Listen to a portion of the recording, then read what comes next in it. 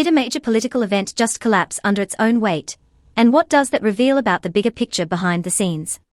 Stay with me, because what started as a flashy, crowd-drawing spectacle is now turning into something far more controversial, raising serious questions about leadership, priorities, and who really benefits from these events. After days of anemic attendance at what was supposed to be a headline-grabbing Great American State Fair, a new issue has suddenly taken center stage, and it's one that Donald Trump is now being forced to confront head-on. What was meant to showcase enthusiasm and momentum instead exposed something entirely different: empty spaces, low turnout, and now, a sudden and unexpected disruption. Attention fairgoers, the event has been postponed. We will reopen at 5 p.m. Please refer to Freedom 250 social media for updates. Please proceed to the nearest exit. Just when organizers finally managed to gather a visible crowd, just enough warm bodies to make the optics look somewhat convincing, the situation took another turn. The fair is now being postponed.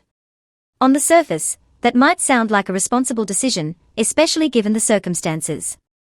But here's where things get interesting. Just days earlier, Trump himself had floated a very different approach, one that sharply contrasts with the decision to delay. On July 4th, it's going to be approximately 107 degrees out. And I'm going to go and I'm going to make a really long speech just to show that I can do anything. It's going to be 107. And that contradiction raises a bigger question: what changed? Because Trump was fully aware of the conditions. He acknowledged the heat, he understood the environment, and yet his initial instinct wasn't caution, it was persistence. Whether said jokingly or not, the idea that people should remain in extreme conditions just to hear another familiar speech is striking. It makes you wonder, is this about engaging with supporters, or simply about maintaining visibility at any cost? Think about it for a second. Would you stand for hours in sweltering heat, listening to repeated talking points about issues like water pressure, light bulbs, or long-standing grievances? Or would you start questioning why basic comfort and safety weren't prioritized in the first place? Because while it's true that no one can control the weather, there are certainly things that can be controlled. Indoor cooling, proper ventilation, basic infrastructure. These are not luxuries. They are expectations at any large-scale public event. And yet, reports suggest that these considerations were either overlooked or underprioritized. And you were just over in the medical tent being treated. Tell us about how you're feeling. Now I'm fine, but previously, none of these booths have air conditioning. We don't know what happened, but I started seeing stars. Oh, really? And we went to the tent. There's a religious tent because that's the theme for today. Yeah. And they had a pool. They're baptizing people. Thank God they had the pool. They said, "Do you want to get in?" I go, "Yes, I think I do." I think I want to be baptized. I'm soaking wet. But I went to the medic tent. They took care of me. I still got one of these towels. They filled me with electrolytes, but good Nice folks in there for sure. Oh, they're wonderful. They are absolutely excellent. So the question becomes unavoidable: why weren't these basic measures in place? Was it poor planning, or something more deliberate? Because installing proper air conditioning and ensuring a safe environment does come at a cost. And when cost-cutting becomes a priority, you have to ask, where is that money going instead? This is where the story shifts from logistical failure to something deeper. Because when you start looking at who is organizing and benefiting from these events, patterns begin to emerge. Patterns that critics argue have been seen before. Now, the reason I'm telling you this is not just to make fun of Donald Trump. The reason I'm telling you about it is because Donald Trump's celebration of America's 250th birthday is, in many ways, a reflection of the Trump administration itself, a bizarre two-bit right-wing circus that is deeply unpopular with the American people. And just like the Trump administration itself, this event is also rife with corruption. Now, in order to put on this celebration, Trump is using $68 million of taxpayer money. At least some of that money is being paid to a company called Event Strategies Incorporated. It's run by a group of Trump allies, and it's the same company responsible for organizing Trump's Ellipse rally on January 6th. We've talked about them before.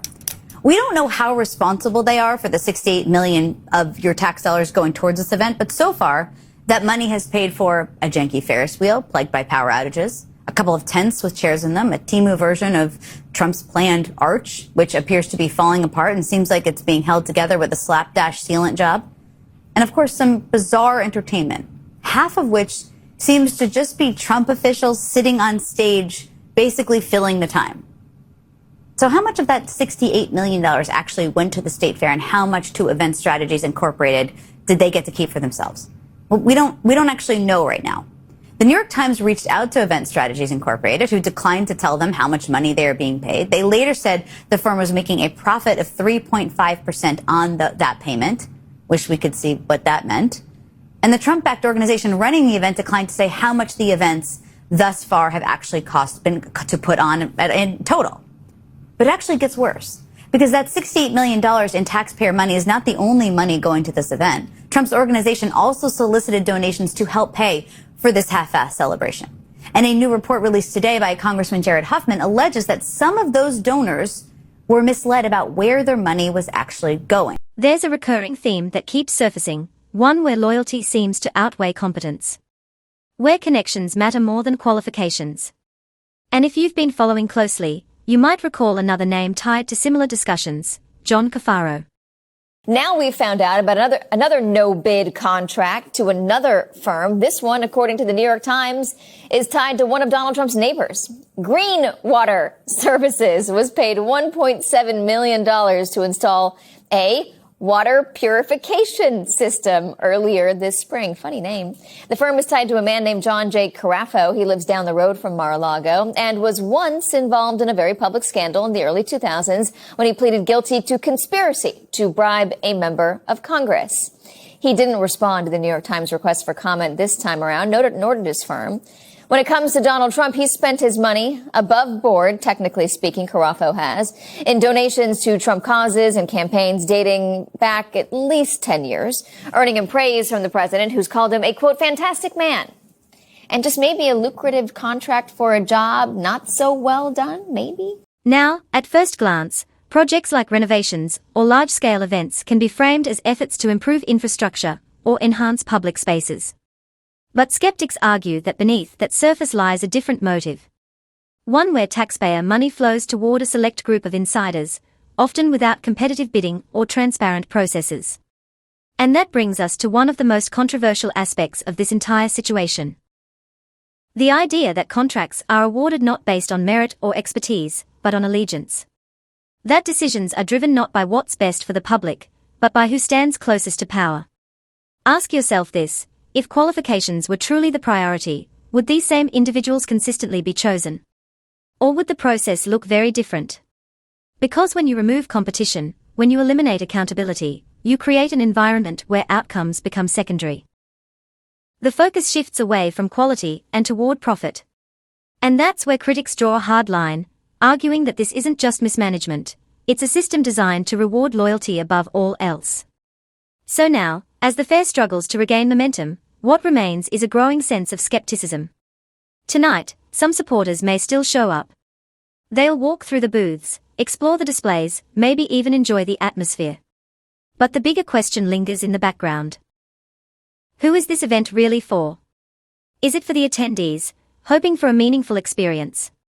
Or is it part of a larger financial ecosystem, one where the real beneficiaries are operating behind the scenes?